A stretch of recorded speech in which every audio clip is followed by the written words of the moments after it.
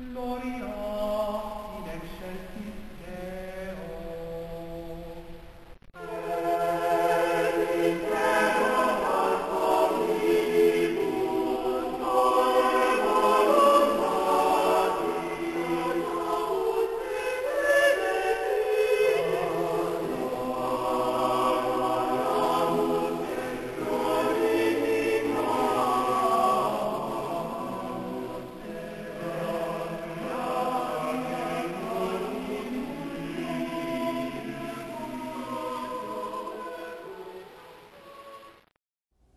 Hello, my name is Father James McLucas, and welcome to another edition of Catholic Insight. We begin our every edition with a shot of the beautiful painting of Archbishop Fulton Sheen that sits behind us, and we ask, of course, always for his intercession for the work that we do here at Keep the Faith. For the second week, we have an opportunity to speak with a very rare guest. Very few people get to hear him like you're getting to hear him. Father Chad Ripperger, who is a priest of the Fraternity of St. Peter. Father is a professor of theology and philosophy at the Fraternity of St. Peter's Seminary in Denton, Nebraska. And he is also the author, which is the reason why we're talking to him during this series of editions of Catholic Insight. He's also the author of a trilogy of a work entitled Introduction to the Science of Mental Health. Those of you who saw our Catholic Insight last week got a pretty good summary of the first volume. And the first volume, of course, that we didn't mention, I don't think, last week, Father, okay, is the first volume is Philosophical Psychology. Why did you call the first volume Philosophical Psychology? Well, the principal reason is because in order to approach man adequately or properly, you have to take a philosophical rather than an empirical approach towards him. Even though the empirical can play a role, the interpretation of the empirical data and things like that still have to come from a philosophical methodology, and so that's why I called it philosophical psychology. And that also lays the foundation for the remaining two in the series. What do you mean, let's say, when you make a distinction between philosophical and empirical? What do you mean exactly? The empirical method basically tests things that are physical, so you can measure them, quantify them, that type of thing.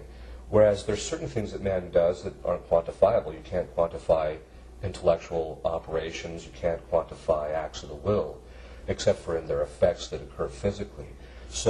But philosophy can actually address or discuss these matters because its method is different from an empirical method, because it's not tied to purely physical things. Well, you know, it's interesting because when someone goes through your table of contents, all right, in your first volume, you'll find these chapter headings: logic, the will, the appetites and the passions, reason and the appetites, habits, virtues and vices, natural law, and conscience. What do these topics have to do with the science of mental health? Well, they all deal with how we operate intellectually, because the passions affect our judgment, a judgment being an act of the intellect. The will can move the intellect to different considerations. Also, what we will always has to be first conceived intellectually, and so they're all interconnected. Natural law is basically the structure that God designed, the inclinations that God designed into the nature of man and into his faculties. So all of these affect how we understand our mental health. And you know, that leads, okay, to a logical question. How does your definition of mental health and illness differ from the modern definition of mental health and illness? That's a very good question.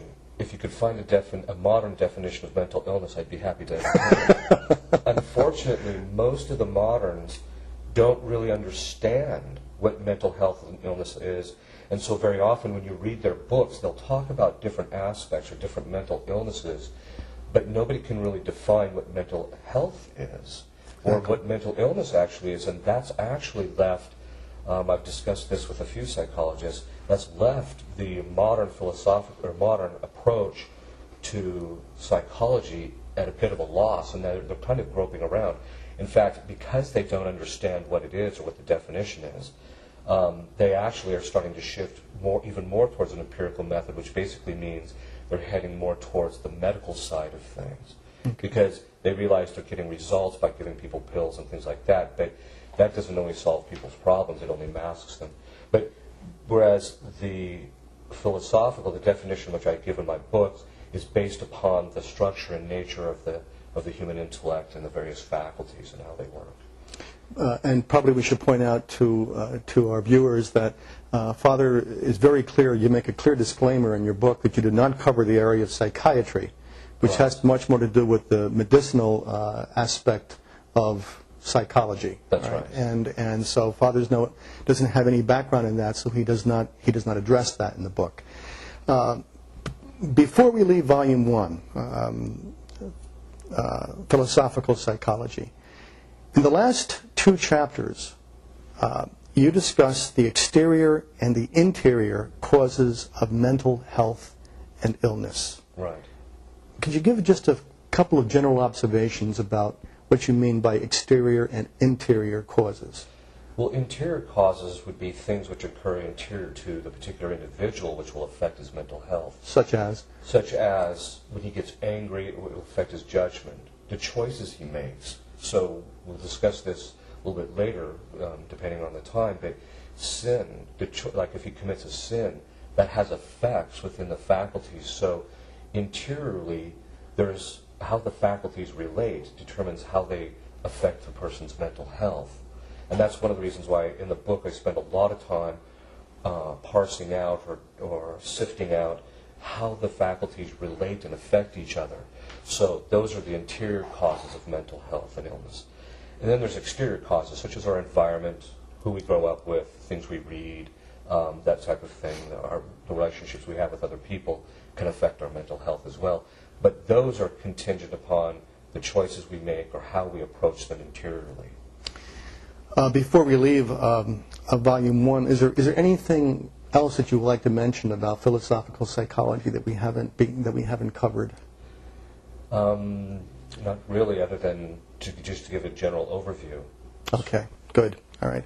By the way, Father made the observation as we penned in on Archbishop Fulton Sheen that he himself, the Archbishop, truly understood the problems of modern psychology. That's right. And he addressed it. Probably the book that he addressed it best was Peace of Soul. Is that? I think so. Yeah. I think Peace of Soul was the book. And just to let you know that he himself, because he was a Thomistic philosopher, did have a great interest in human nature.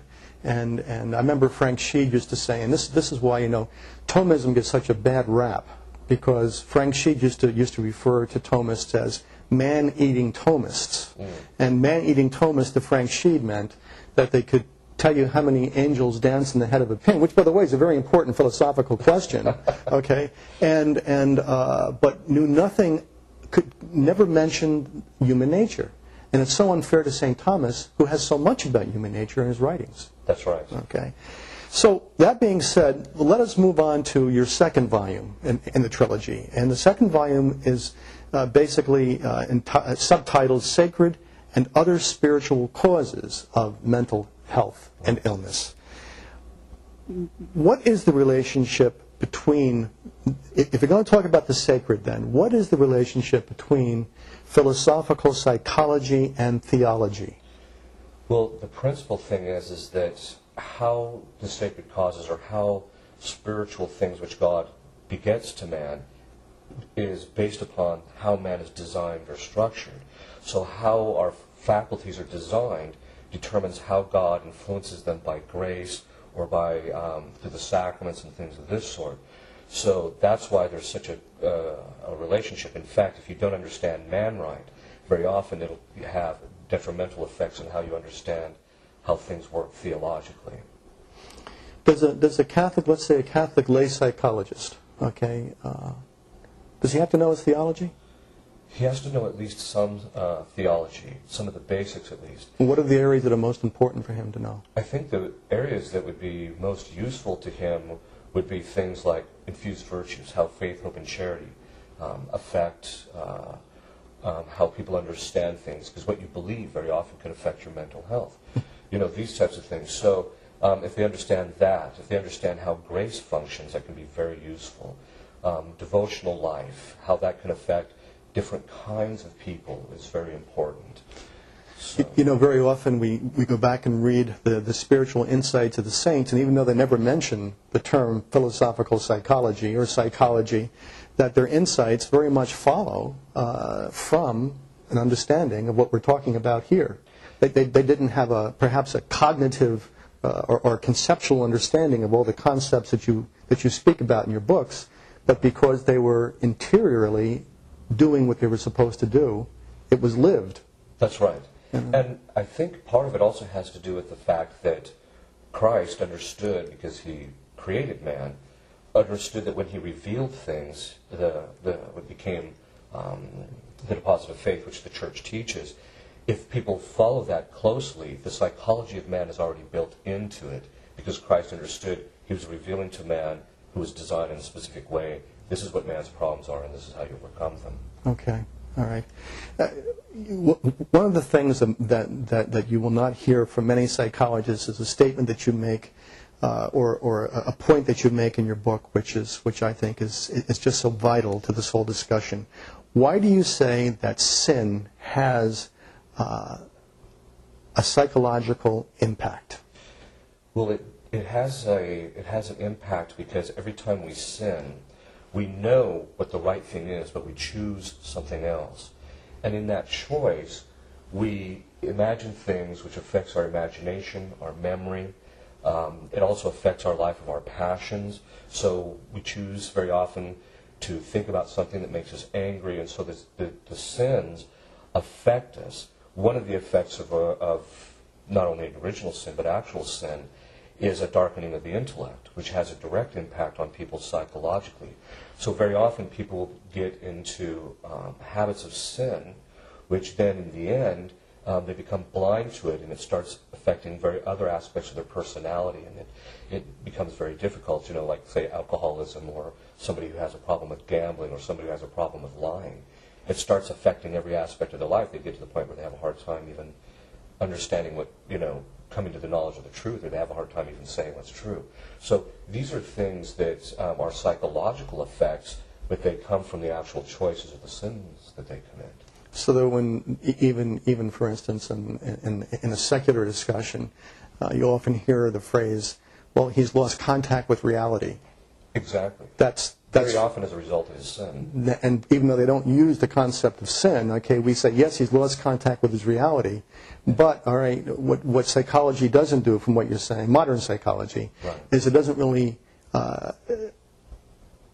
permit a true analysis of exactly why he lost contact with reality. That's right. Because they approach actions as morally neutral. That's right. And so maybe that's a question from you, because you mentioned last week that you had discussions with secular psychologists. How do they explain that? In other words, how do they explain that they can say that this person's lost contact with reality, yet they have a moral neutral approach to how the person got there? Yeah, that actually does kind of create a real problem, and I don't think they themselves have an explanation for it. Okay. And I think that's, and I think a lot of it has to do with, again, they don't really understand fully the causes of mental health and mental illness, and so they tend to try and patch the symptoms afterwards rather than very often getting to the cause. Because, as you mentioned, a priori or beforehand, they've already excluded the discussion of sin. And of course, sin is an action contrary to the natural law. But what's the natural law? The way God designed us. So each time we sin, we act contrary to the way we're designed. Well, in philosophy, we call that violence. That is, when you act contrary to the nature of the thing, you cause violence. And the principal effect of violence is weakening of the thing that you act against. And so every time a person commits sin, it weakens their faculties, and which means they become disordered over time. Another topic that you, again, in Volume 2, with your discussion of the sacred and other spiritual causes of mental health and mental illness, is you discuss infused virtues and how they affect mental health. First of all, could you explain what you mean by infused virtues? Yeah, there's two different kinds of virtues. There's those which we can acquire, that is, we perform the action on our own, and then as a result of that action, the virtue begins to grow in us. Whereas that's different from an infused virtue, which is one in which once a person's in the state of grace, God infuses into the soul the infused moral virtues. So we have infused prudence, fortitude, temperance, and justice. But also, God also infuses in the soul faith, hope, and charity. And so those come from God, and those can actually have a profound effect on us psychologically. Can you give a little bit of just example? Well, one example is that the faith helps us to understand, here are the teachings of the church. Let's first discuss that. The teachings of the church, which we call the deposit of faith, helps us to understand precisely what man is in relationship to God and to reality and that type of thing. So if a person understands that, and then through the virtue of faith, which God infuses, gives a sense to that, then a person actually understands something about himself, about other things, and that actually enlightens the mind. So, as I mentioned before, sin tends to darken the mind, and people who suffer from psychological illnesses very often have some type of darkness of the intellect, because they can't see what their problem is, or whatever the case is, whereas the faith very often can illuminate the person to understand what their problem is or how to take up a supernatural approach to it. I think that probably, therefore, docility is something that is required, therefore, much more than we might suspect in terms of counseling and psychology. Absolutely. I discuss that, in fact, as an integral thing that's necessary for what I call the direct D, which in modern psychological circles they call the patient or the client, which the client sounds like somebody who's paying you for a service, which sounds but I call them the direct D because the psychologist can only provide the person with the information and the encouragement to do the right thing in order to undo the damage that they've caused psychologically. So they can't, it's not like a patient where a doctor administers a drug and then you're fine. He can only counsel you to do specific kinds of actions. The directee, therefore, has to be docile. That is, he has to be willing to be led to overcome his problem. And if he doesn't have docility, he'll never overcome his problem. And that's why very often that we say that therefore, unless the person changes somewhat in terms of his attitude about being able to be taught, then nothing, that we're talking about is going to affect him. That's right. Okay. Father, I could talk here for another half hour, but we don't have a half hour. But we will see you again next week, okay. And we'll continue Volume 2, and we'll talk a bit about Volume 3 as well. I'd like to, again, thank you for being with us here at Catholic Insight. Remember that you go to Google and type in Father Chad Ripperger's name, the name you will find in the summary of this Catholic Insight. Just type in his name, put it in quotation marks, you'll get his webpage, and the series is available there. God bless you, and we'll see you next week.